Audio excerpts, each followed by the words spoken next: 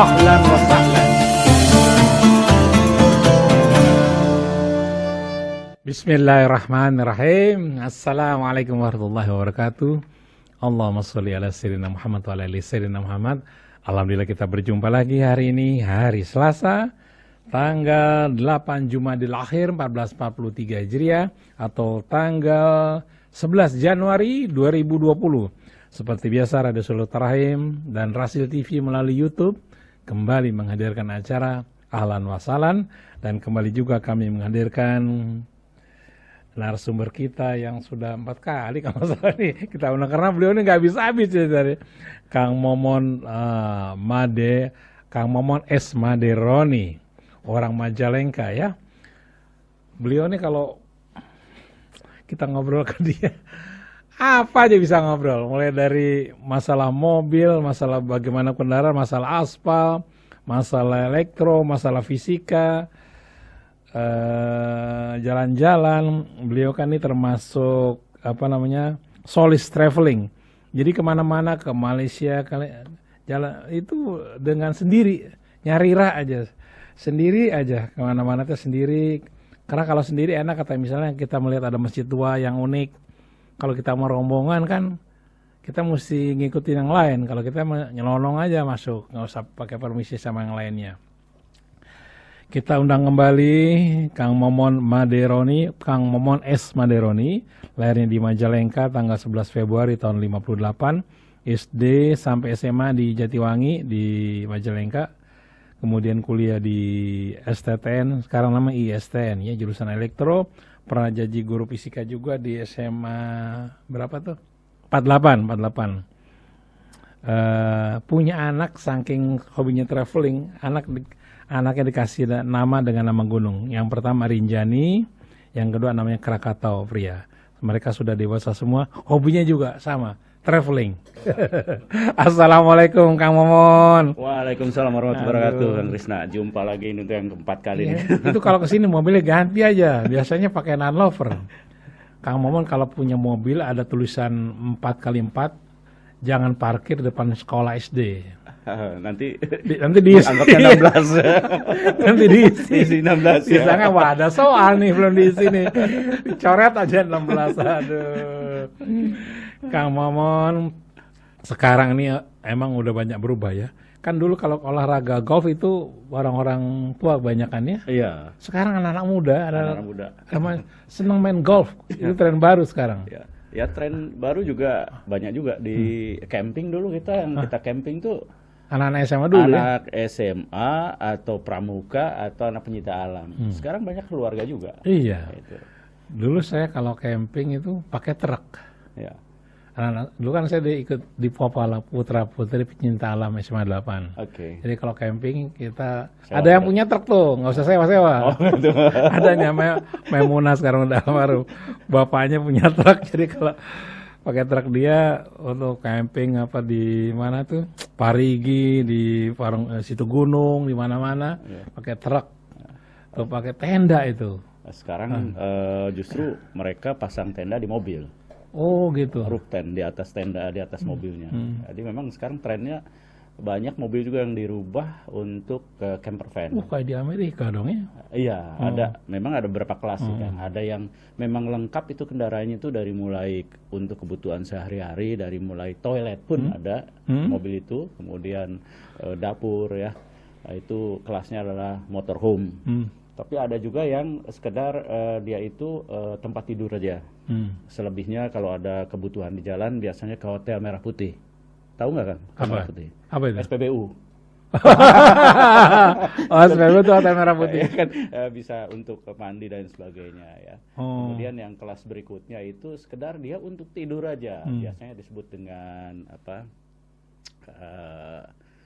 camping sleeping car. Jadi hanya sleeping dia untuk tidur aja. Yang lebih agak lengkap itu camper van, yang lebih atasnya lagi yang lengkap sekali adalah motorhome gitu. Ada Sekarang toilet sekarang trennya sudah banyak dan digemari bukan hanya yang muda, sekarang yang tua dan keluarga gitu. Bahkan sekarang saya lihat juga dengan motor juga mereka touring sudah biasa dengan camping ya, wisata dengan di alam lagi gitu. Nah itu tendanya disewa atau ada tenda tertentu yang bisa lipat lebih compact gitu, lebih Oke. kecil? Jadi sekarang kalau di mobil memang itu sudah ada roof tent misalnya ya, itu memang tenda di atas. Jadi orang naik dulu. Tapi ya ini kalau yang udah sepuh agak repot gitu, karena kan harus naik ke atas mobilnya ya. Ada juga yang di sampingnya ya. Jadi bisa juga dengan semacam awning untuk ngobrol dan sebagainya. Nah itu tendanya sudah ada di mobilnya disiapkan. Atau sekarang tuh juga beberapa tempat sudah menyediakan tenda untuk camping. Ada yang saya sebut itu adalah camping manja ya. Tendanya sudah disediakan.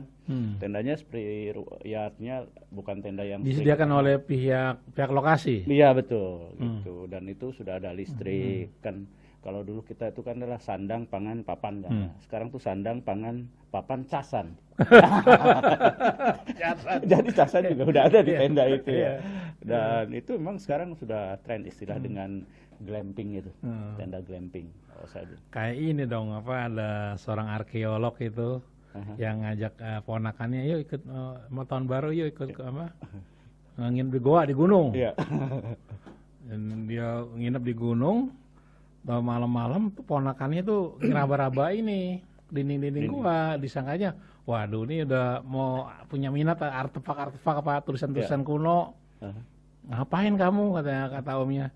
Ini cari colokan listrik, mau ngecas, mau kerja, nyari casan ya, mau ngecas.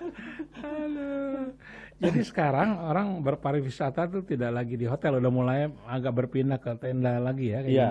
Dan kita kan kalau dulu ya wisata itu di kita dikenalnya dengan piknik ya, piknik itu kan. Dan piknik bukan dodol. Orientasi itu kan gambarannya piknik itu sama keluarga, bawa tikar, cari tempat terbuka, makan bersama, udah selesai gitu ya. Nah itu sekarang sudah berubah ya, artinya orang udah mau lebih dari itu. Tapi mungkin yang belum sekali itu adalah yang sifatnya exploring gitu, mengeksplor, menggali apa yang ada di situ gitu. Jadi itu yang mungkin kalau orang luar sudah jadi budayanya. Jadi kalau dia pergi keluar dari rumah misalnya, itu kan dia wisata itu untuk dapatkan sesuatu, tidak hanya hiburan saja. Gitu. Nah di kita nih yang belum itu sebetulnya. Jadi mungkin saya ambil contoh aja misalnya, kita bicara ke Palembang gitu kan ya. Di sana itu kan kota empek-empek gitu kan. Kita hanya sebatas ya nikmati empek-empek, nikmati pindang gitu, nggak sampai ke misalnya ini sejarahnya empek-empek sudah apa? Empek-empek pertama siapa? Nah untuk mengetahui itu gimana tuh? Ya, untuk mengetahui itu ya kita bisa dapat referensi. Apa sekarang kan banyak referensi ya ini yang kita bisa dapatkan. Tapi memang ya tergantung dari minatnya. Minat orang itu hanya untuk senang atau nikmatin makanannya saya, atau tapi dia eksplor sampai dapat suatu pengetahuan. Ya contohnya aja misalnya masih di Palembang, misalnya martabak Har, maaf ya, saya sebutkan ada satu martabak gitu ya. Itu paling tua itu 1947. Martabak Har. Ya, itu paling tua itu. Nah itu kalau mungkin ya ini hanya dinikmati aja, tapi kalau orang mau tahu kenapa kok sampai misalnya lama bertahan, itu kan sesuatu yang ini. Nah ini mungkin di kita belum sampai ke arah sana gitu, untuk orientasi. Paling itu pengetahuan juga ya? Pengetahuan juga. Masya Allah. Dan itu menurut saya yang membuat wisata itu tidak hanya dengan mata, tapi bisa dengan hati. Sama aja dengan umroh itu kan ya. Kalau kita umroh misalnya, katakanlah misalnya ke satu tempat, kenapa startnya untuk umroh di sini itu kan kalau kita hanya lewat begitu aja, tapi kalau kita gini, oh ini tempat bersejarah. Jadi yang bicara adalah wisata hati juga gitu. Hati juga wisata. Oke. Iwan Anawat, kami masih di acara Ahlan wa Sahlan. Kami mengundang kembali Kang Momon Maderoni. Nanti kami akan membacakan nomor HP beliau. Kita akan bincang-bincang soal pariwisata model sekarang, kembali ke tenda lagi, camping. Kang Momon, sekarang dengan banyaknya jalan tol, banyak juga orang sekarang ke Bali nggak naik pesawat, bawa mobil sendiri. Ya. Bawa mobil sendiri dari sini kemana? Ke Surabaya apa kemana? Ke Surabaya, kemana pun ya. Yaitu dengan orientasinya mereka bisa lebih bisa fleksibel, bisa jalan kemana-mana itu kan ya.